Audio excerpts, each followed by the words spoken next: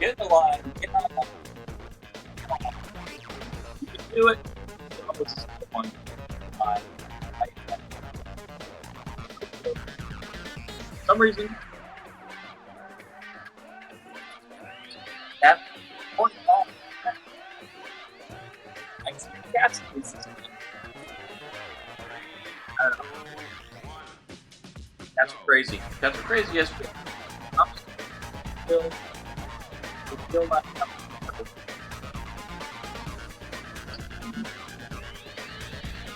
I think I can do no.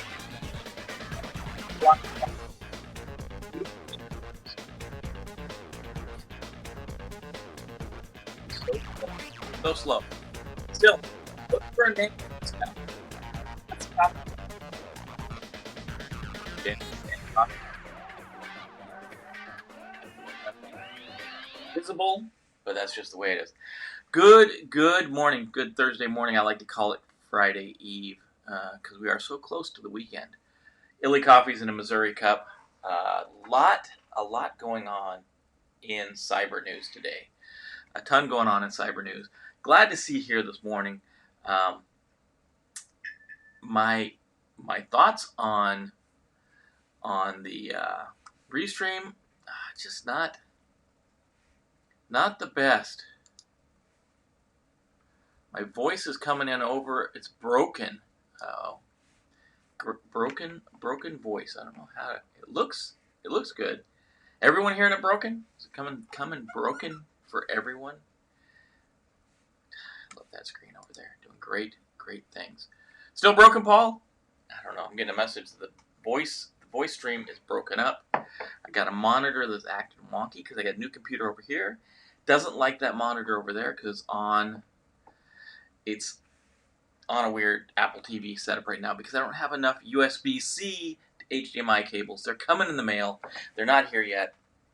First world problems. It's crazy. Got the new RMFer shirt on. Yeah, maybe it's my moving microphones around. That technical expertise of move microphones around fixes the problem. I don't know. A ton in the news today. Kind of extensions, really. Half of it is updates on stuff we've talked about before. Good morning, Alex. Good to see you this morning as well. Now I'm getting comments way late. So, and only coming from YouTube. So I don't know if Facebook. No one's on Facebook, so that's why there. And then Paul telling me seems to have fixed itself. I don't know what to say. I'm a technical genius. I was able to do this right here and fixed it. I just moved that microphone around. So hopefully everything's good. Hopefully you guys are having a good morning, good Thursday. Hopefully you have good things planned for the weekend. It's coming right up. We're just getting craziness out here in Northern Virginia. It's 1 billion degrees during the day, and then we get these crazy thunderstorms at night. Yesterday it came about 3, so I guess can't call it at night really, but they're crazy. So we have a lot.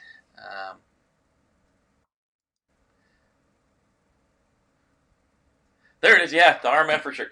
Can take it 2 different ways, right? Yeah, I like that. That's got dual meanings to the shirt. I think it's kind of funny. They're in. Emily's going to get them on the store hopefully today, and they'll go out and swag too. So there's swag going out. I know. Mike Broadway, you're owed a few things from trivia night, so I'll probably give you a choice between this one and the We Wear Red on Friday shirt. I'm sure you saw that from before. But they're both pretty cool. They both got the Cyber-Recon logo on the back between the shoulder blades. Not gigantic. And Dennis, see, this is Dennis. I'm telling you. Whoops, where'd you go? This is why I don't like this restream. I'm looking at the restream stats right there, and it says 0 people on Facebook.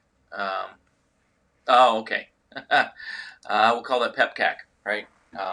Well, if you are the only one really coming on Facebook. Maybe we'll just kill the Facebook feed. I don't see anybody on Twitch, so maybe we'll just go right back to the normal way of doing things and not trying to stream to multiple platforms, because that's what's killing us. It's causing some problems, and I don't see a lot of people watching on those channels. So, good morning. Lots of crazy stuff on the news. Hopefully you guys are doing good. Hopefully your week's going well. Hopefully a lot of the craziness that's been going on maybe subsided a little bit. At my work, internal audit's coming to visit me. That's always a great time. If you have ever had internal audit come visit you, you know how much fun that is. They all got a job to do. I know everybody's got a job to do, and they're doing their job. But man, when you're getting roasted over the coals, it's a little rough. It's a little rough sometimes, and that is the way it is. So let's talk about. We've got the House moving the bill forward to create that new cyber position. We've got DLink being ridiculous in the way they encrypt their firmware.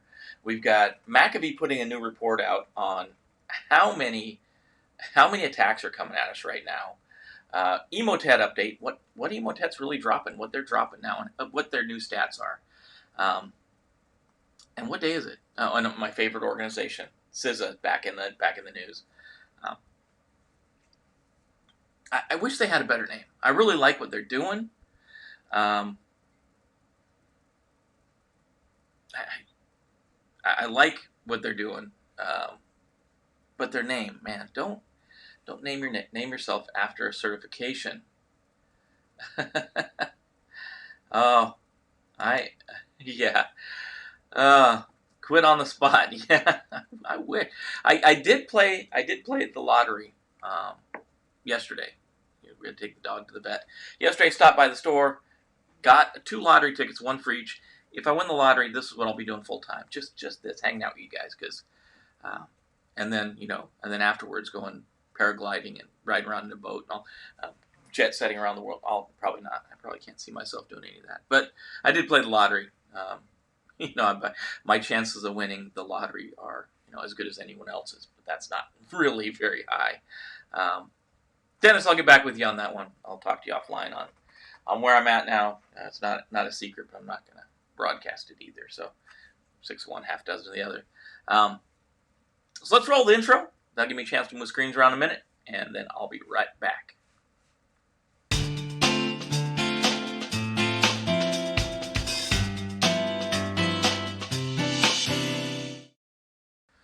All right, gave me a second to move screens around. I almost got him. My mouse is going crazy.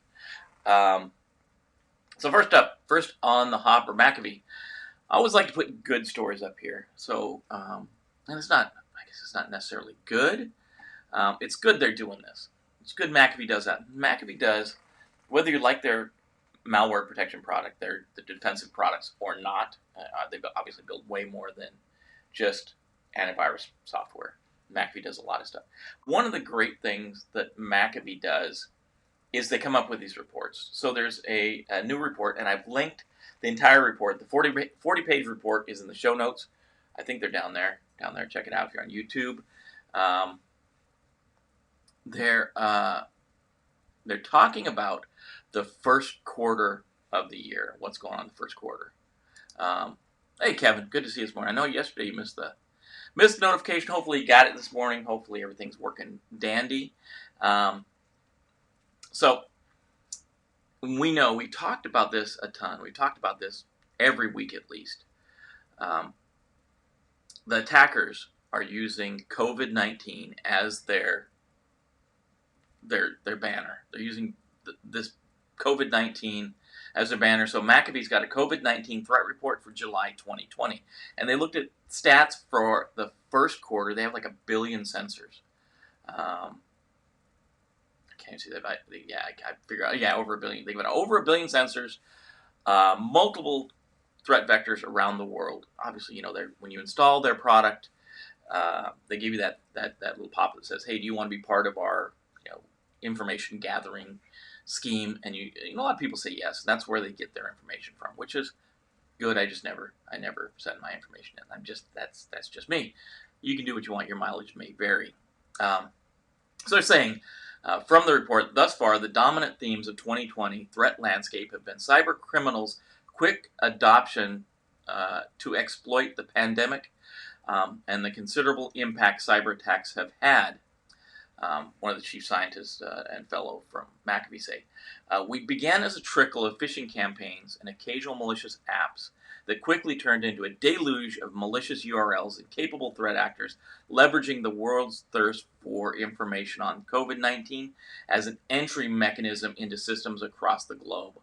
The report goes on to say that for the first quarter of the year, 2020, ransomware declined 12%, but total ransomware increased 32% over the past 4 quarters. So it's, even though this last quarter is down, over the past 4 quarters it's up 32%. Crazy that's going on. Crazy that's going on.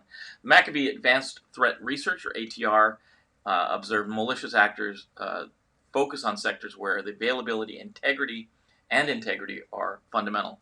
For example, manufacturing, law, and construction firms.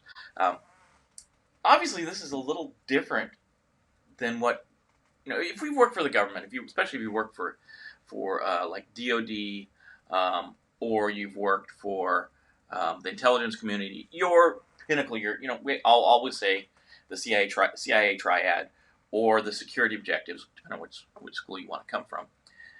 We always kind of lean on confidentiality being the most important thing, and that's just because normally we're protecting that confidential information, that sensitive information. We have to remember that other organizations look at different parts of the triad differently. Availability and integrity are sometimes, depending on your organization, far more important than confidentiality. So in these, we're looking at manufacturing, law, and construction firms. They're being attacked due to integrity and availability fundamentals. And we think about a DOS attack, and DOS attacks are really hard to defend yourself from. A lot of times you have to use an outside vendor to help you with DDoS mitigation. And that's some of the attacks we're seeing. But we're seeing a lot of this ransomware. We're seeing a lot of phishing attacks. So they go on to say, in Q1, new malware samples slowed by 35%, but total malware increased by 27%. So not seeing as much new samples. We're seeing a whole lot of old stuff being spun around and around. Matt, good morning. Good morning. It's good to see you. Alex is talking to us too. Welcome aboard, Matt. Yes. Not a miniature mug. And Jim said, it's just like, this is actually a pretty big mug, Alex. I don't know what you're talking about out there. Yeah, disclosures. That's because disclosures cannot be undone. Very, very true. Once it's out there, and we're going to see that when we talk about DLink later. And I know, Mike, you love DLink. It's one of your favorite companies. So mobile malware increased 71% in the first quarter. And total malware growing nearly 12% over the past 4 quarters. So we're just seeing a huge up ramp. So other than the ransomware in the last quarter, ransomware went down a tick in the last quarter, but over the last 3 or 4 quarters, everything's just been ramping up. It's been a steady ramp up, and we've seen COVID-19 being the banner that's being carried forward in the move forward. We see a lot of people using this, a lot of these threat actors using the COVID-19 as a way in, and also as the target of their exploit. So again, when we talk about CISA later, CISA is really worried about COVID research, and that's what we're worried about there. So I recommend you guys check out the article, check out the report, download the report. McAfee has a lot of good things to say, whether or not you like it or not. And some of us have been kind of tainted by the HBSS that McAfee put out. I mean, it's good. A good program for what it does, I guess. So, not really much to say about the why, the how, and the defense of this one. It's just check out the article. You'll see what's going on. Yeah, I guess the big points on this one, too, that I didn't cover. First quarter of this year, McAfee counted 458 publicly disclosed security incidents, which is an increase of 41% over the previous quarter. And the lead-in for this thing, obviously, is the big thing. 375 new cyber threats per minute seen in the first quarter globally. That's a lot of junk coming at us. That's a lot. That's a lot to defend against. That's a whole lot to defend against. I knew you were going to say that. I knew you'd have something. That should be on their DLink's advertising campaign for the year. Meh. So, Emotet's back. We talked about Emotet yesterday, and we're really not going to talk a ton about it today. Just an update. Bank Info Security has a different email. An example of one of the emails that's going out on the Emotet campaign that's going on right now. It's pretty simple. The message is email. It's got a Word attachment, and the body of the email is, please see signed attachments. If you need anything else, just let me know, and thanks. And it's got probably a scraped email name off the bottom of it. So we've seen the numbers up to 800,000 now. 800,000 malicious spam emails have been detected, attempting to deliver this new campaign. So that's up a bit. And again, this is what they've detected, right? So there's a portion that hasn't been detected. So the mail spam campaign that Emotet's botnet is spreading, now it's been spotted in the US, UK, Canada, Austria, Germany, Brazil, Italy, Spain. Who's from Proofpoint saying that. As previous Emotet campaigns, the payloads delivered either through malicious attachment, a URL in the email body, an attachment with the link to the malicious download.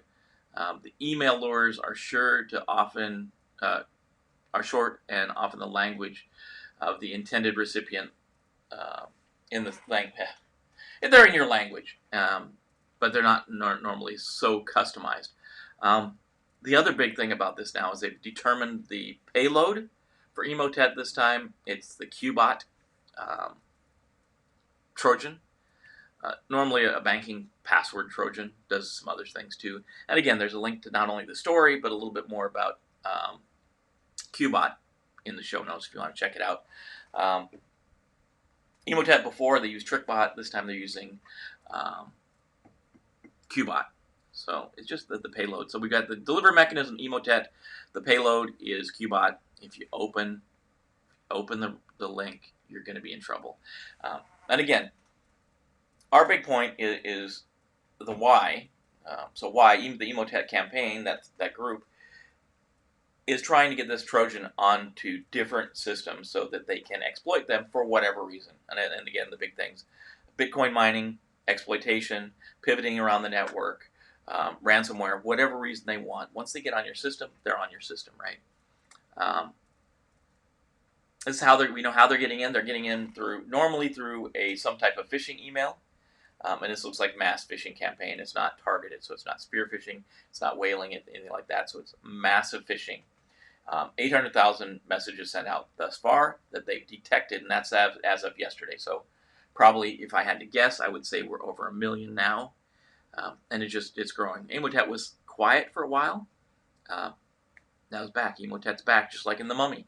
Emotet's back, and mad, I guess. So, and then the defensive measures. We know what the defensive measures are. If you have malware installed on your systems, then there is a definition file for Qbot. If you have mail filtering, it's probably going to filter out the spam. But the biggest thing, you know what I'm going to say. You know I'm going to say it. It's end user education. I can't harp on end user education enough because the filtering's fine. It's probably going to catch this one right now because it's been tuned for what this is. The signature's fine because it's looking. Most malware defense is looking for Qbot, but it only takes about 5 minutes to change the message and change the signature of Qbot, and then it's going to go right through those defenses. So if we don't train our end users, if we don't protect our systems from the randomness of an end user clicking the link to see what the invoice was, even though they know they've never done business with this person, they know there's not an outstanding invoice, they're still going to click it to see maybe I'm due some money or maybe I owe someone some money. So it's one of those things. We have to be the envoy that carries that message forward. We have to always be the person that's saying, hey, don't click the link, or did you know about this thing? So if we eliminate the end users, we eliminate the problem. Soylent Green, yeah. End users are people. Yeah, we just got to get rid of if we get rid of the end users and the computers, we're good to go. We don't have any problems anymore. Our job becomes much easier. And again, I guess this is back to one other thing I always harp on is this is a field that you'll always have a job in. If you do your job well, you'll always have a job if you know what you're doing. Picnic. Is that an acronym, Mike? You might have me on that one until you say it, and then I'll be. It's like EPCAC maybe, or PEPCAC, right? PEPCAC. Problem exists between chair and keyboard. Something like that is that. So, read up a little bit about Qbot. There's not much to say about it. It's a Trojan. Again, some of these sites I look at, someone is out there saying that the Qbot is a worm. I don't see any indication this thing's spreading on its own. I think that, if you look at 10 reports, they're going to say Qbot is a Trojan. I think it's a Trojan. But then you always have one weird source that's going to say, hey, this is a worm. Education can even be defended against. Education can even defend against bot if it's made polymorphic. Yeah, polymorphic threats are that's it. A good point, Dennis. Polymorphic stuff can change itself. It can beat our defenses because it can change. So that end user, if we can get the end user to know not to click the link, that's the thing. Okay, so it's saying problem in share, not computer. Yeah, so problem exists between the one I used to know is problem exists between share and keyboard. PEPCAC. Yeah, so good. That's the updated version, I think. Good call, Mike. So that's the update on Emotet. DLink. This one's for you, Mike. I know you like DLink. So the short of this one is manufacturers encrypt their firmware so that they can't be used by malicious actors to build malicious firmware that can then be flashed on the system that's going to cause bad things to happen. Whatever bad things that the actor wants to happen, they can happen. So it's going to help defend against reverse engineering of the code. It's going to help from preventing users or malware or threat actors from changing the code and reflashing it. So for a long time, manufacturers have been encrypting their firmware, which is a good thing. That's what we want. It's going to protect things. So we had a researcher, Nick Stark, talked to Bleeping Computer about some research he did. He looked at the DLink encrypted firmware image, and he ran it through binwalk to analyze it. It came back blank. It came back nothing, which is what we'd expect from an encrypted piece of firmware. It can't read it, so it came back with no problems because it just was a encrypted blob.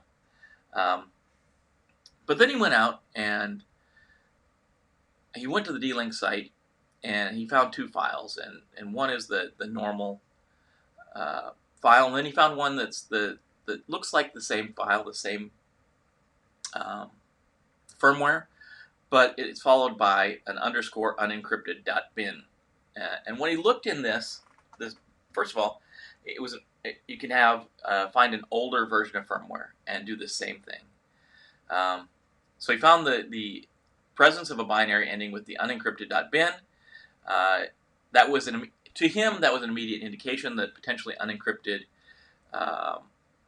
while the other one was encrypted. So he ran this through binwalk, and he found all kinds of information in this unencrypted file. He found the ability to create the key. He found a bunch of PEM files, and through his research, he was able to find that he could create the keys to decrypt the firmware even if it was encrypted. So even the encrypted version that he started with, he went to an older version of the firmware that was unencrypted, ran this. It's funny. He ran a program that was called bin image decrypt, IMGDECRYPT, which was present in the other file in the unencrypted version of the firmware. So again, living off the land, as they say, he could get the older version of firmware that wasn't encrypted. He was able to get the PEM keys, but he's also able to get this image decrypt. He got everything booted up. He installed the encrypted version of firmware. He ran this older file, and he was able to decrypt the new version of firmware. Crazy. So now it makes it open to reverse engineering, all kinds of crazy stuff. So they started out with something they wanted to do the right thing. They're that kid in high school. They wanted to do the right thing, but they just failed miserably. They failed terribly to do the right thing. So they encrypted the file, but then they also made it available for anyone to get the key to unencrypt the file. So all that work to encrypt and distribute it in encrypted fashion, all that stuff didn't make any sense. It just was yet another step that had to be overcome. So if you want to check out the article from Bleeping Computer, it's in the show notes below. You can get a little more information. If you're an encryption junkie, if you're one of those folks that really digs the encryption, you can check out the code that was used. He's got a bunch of information about what PEM files were available, all kinds of stuff. Yeah. So he goes on to say, after further analysis, his suspicions were correct, and both the encryption and decryption keys were found embedded in the binary file. Great news, DLink. I think it's the second time in the month that you've been in our show for not the best reasons. So I get the why here. If we follow the triad here, the why they did it, probably an oversight. Probably just somebody didn't think about it. They didn't think about those old files that were out there. They use the same process to encrypt the new files. Not really about how, and there's really no way to protect against this other than, in my opinion, probably don't buy DLink stuff. That's just my personal opinion. Don't go crazy out there. If you got DLink stuff, I'm sure there's going to be a firmware update coming out fairly soon. It's probably going to have new keys. It's probably going to be take care of this, I hope. So look, if you do have DLink stuff, and I guess it's the same as any other stuff, but if you do have DLink stuff, watch for the updates. That's what you got to do. Look for the updates. If you're in an organization that's running DLink stuff, maybe increase your monitoring. The big thing, if somebody's flashing your firmware to start with, that's probably a problem. So DLink out of the news now. On to our friends at the U.S. House of Representatives. Picture out. This is kind of a follow-up story too. The House passed the defense spending bill with the provisions to include the White House Cyber-Czar. So that passed as part of the Defense Authorization Act, the National Defense Authorization Act. It was passed Tuesday. It was bipartisan legislation. It looks we really didn't think it was going to have a problem in the House. We always knew that the problem was going to be in the Senate. The Senate was where we were going to have the problem. And it looks like the Senate Armed Service Committee included a requirement of an assessment of the feasibility of establishing the position, which is going to throw the question in the air: will this position ever be created or not? And I don't get the infighting between the House and the Senate, especially something like this. The position's needed. It used to exist, and Bolton got rid of it when they're trying to trim bureaucracy. It also gives a 5-year tenure to positions in Homeland Security and CISA, which we'll talk more about CISA later. It puts some requirements to do some assessments of government systems. Does a bunch of other stuff. The big thing is this creation of this czar, this cyber czar. And again, I don't think they've allocated near enough money for the position. I think the amount's not in this article, but the amount was, I think, 15 million if I remember right. Alex, I think your memory's a little sharper than mine. I think it was 15 million they included to create this position. I don't think that's near enough money, but at least it'll get it started. So 5-year term for the directors of CISA. They established a biannual tabletop exercise led by DHS to evaluate the ability of the federal government to respond to a cyber attack on critical infrastructure, and the establishment of a federally funded center to develop cybersecurity insurance certificates. There you go, Alex. I knew you'd have the exact amount, 14.6 million. So just a little south of 15. So good move. Hopefully the Senate moves this thing through. I know they want to do an assessment of the feasibility of the creation of this position. Hopefully that doesn't slow it down too much. It is what it is. It's just kind of an update. That's the new news on that bill. So that's moving forward. If you want to track it, it's part of 2021 NDAA, passed by a vote of 295 to 125 on Tuesday afternoon. Oh, you made that up, Alex. You got me. I think it's right around 15 million. I think right around 15 mil. CISA is in the news, and again, I bust on these guys. Just why did you come up with this name? Why that acronym? Why? So, a big thing about this article, again, link down below in the show notes.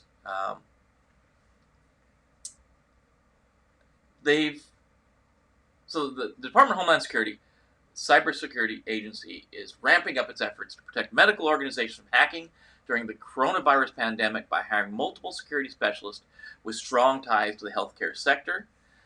This is from CyberScoop. So they've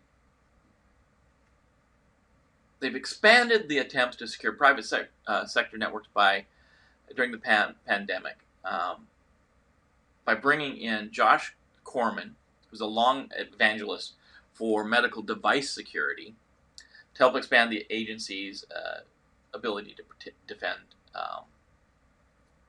against these coronavirus attacks. These attacks trying to get coronavirus. It's the point of this whole article is breaking from tradition, I guess.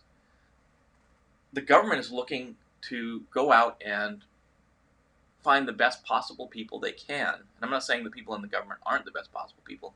I'm just saying that normally the government's bureaucracy and getting hired in the government forces some of the people that maybe are in the top of their game to go other places. So a lot of times you can make more money in the private sector. Not that money is everything. But it's a lot faster normally to get hired in the private sector than the government. People can wait around for 6 months or a year trying to get onto the government for a lower paying position that maybe is overly bureaucratic. So this maybe is a little break.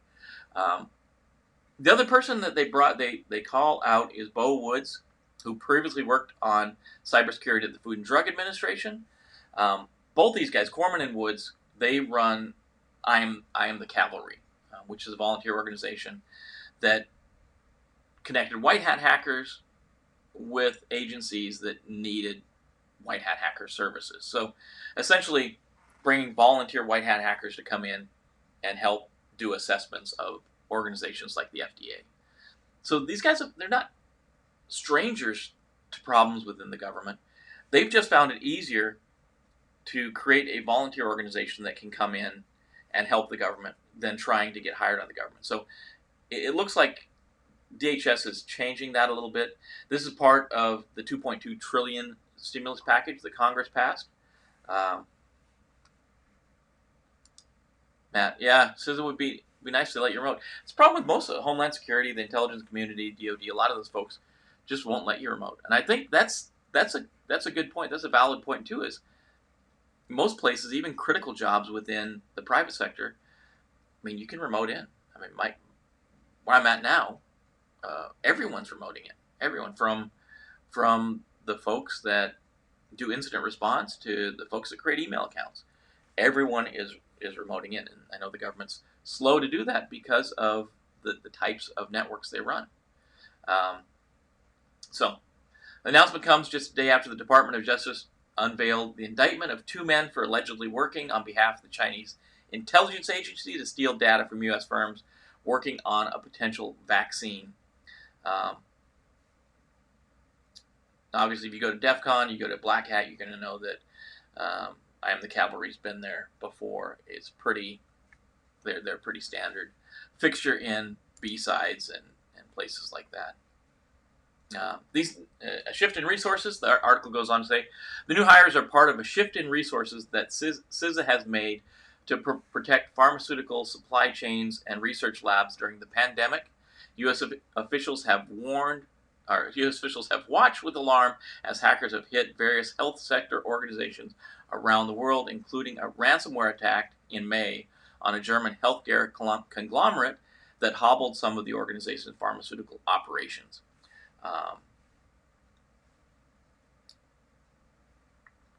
Brian goes on to say, we are seeing adversaries that are targeting our pharmaceutical companies, pharmaceutical research, laboratory companies, testing, and really even out into the future manufacturing of the vaccine systems. Obviously, the why of this one is foreign nations, foreign actors, other organizations want that intellectual property. If they can figure out the research information about how the vaccine's being developed, they can recreate it and do it themselves. They won't have to worry about paying our prices, the prices of the pharmaceutical that develops the vaccine. They can create it themselves. Or maybe they're the first ones that can create it and they'll be selling it first. This is the defense. This is the defense, bringing these folks in. And Matt, to your point, I would almost guarantee these guys are working remote. I bet they're not going into the DC office there at the Reagan building. I don't know if that's where CISA is, but I know a lot of DHS right there at Reagan. Obviously at the old hospital too on the other end of town. So in the face of those threats, the U.S. officials from multiple agencies, including the FBI, have identified a list of Tier 1 companies and universities that are the most critical to developing a treatment and a vaccine for the virus. CISA officials say that they have scanned an increasing number of devices on those organizations' networks for vulnerabilities, which is, a little bit unprecedented. We've seen this. I've seen this in my past. We had a reserve organization that was working with DHS to do some firewall analysis. I don't remember the name. It was part of the Information Operations Command. It was, technical research team, the technical research team. And they were working with critical infrastructure to review firewall logs and that kind of stuff. I think that program's died. But this looks like yet another reach by Homeland Security to go out, provide scanning services to some of these agencies or organizations that are deemed critical infrastructure, especially in healthcare, that probably need this. And I've worked in healthcare, I've worked in pharmaceuticals, and I've worked in other parts of healthcare, and sometimes they're woefully behind. They're behind the game in cybersecurity and the defensive team. One organization I worked with had their training, their user awareness training. The users did it one time when they came in, and that was it. They didn't do it anymore. That checked the box on user training. They didn't have any annual training. They didn't have any role-based training. That's changed since then. They've got some good people in there that are making things happen. But that was the state of things. So, it's you think the fight is uphill where you're at, and that's what we all got to take care of each other. We have to make sure that we're pumping each other up, ready to get out there and fight the day, have the latest news to go out and be able to answer questions when they come up. Even if you want to, copy these links out of the show notes and send them out in email when you get to work. I obviously check all your links. Make sure I'm not rickrolling you or anything. I wouldn't do that, but you always want to do due diligence. But just copy and paste it, send it out. You don't have to send the link to this video or anything. You just send the links out as if you did the research this morning and you're keeping your users informed, or your tech team informed, or IT or security, whatever you're trying to do. Spread the word. Let people know what's going on. So, speaking of spread the word, if you could, make sure you click that subscribe link over there. This is my advertisement of the morning. Click that link, hit the bell, be notified when we go live. Share with your friends if you want. If you know folks out there that want to know this stuff, that want to get up probably too early in the morning, especially if you're in the Central Mountain or Pacific zones. You guys might be watching this later in the day. Enjoy a cup of coffee with me. I'm obviously enjoying my illy coffee. One of the things I like to do. And then that takes us right to what day is it? You know, your trivia for the day, what you need to know. Vanilla Ice Cream Day. It's National Vanilla Ice Cream Day. It's part of Ice Cream Week. Vanilla seems to be in the top of favorite ice creams. I've read a couple of reports that say it's number one. Some say it's number two, with chocolate being number one. Seems to be neck and neck, vanilla and chocolate fighting it out for the number one position. Anyway you look at it, I think either type of ice cream is pretty dang good, if you ask me. That's how I stay so fit and trim, because I like ice cream. That being said, anyways, that wraps up what we got to talk. Anything we missed? Anything you guys think we should have covered? Obviously, throw it up in the chat. Drop it in the show notes, or drop it in the comment section below. Love it if you hit that like button, because that helps us with the logarithm. Like, subscribe, comment, share with your friends, all that stuff. I'll get Emily on getting the RMFer shirts, these ones, out on the store today. And we'll get the Red Friday ones out there too. You know, we'll show you that tomorrow. Obviously, Friday we'll be showing off the Red Friday shirt. I think they came out. Personally, think they came out pretty good. I like the design, but I'm a little biased. So we'll see what you guys think. But anyways, be safe out. Be safe out there. Be careful. Mike's going to tell us, you know, go get some, because that's Mike's passphrase. And until tomorrow, we'll see you then. Be careful, and see you tomorrow morning.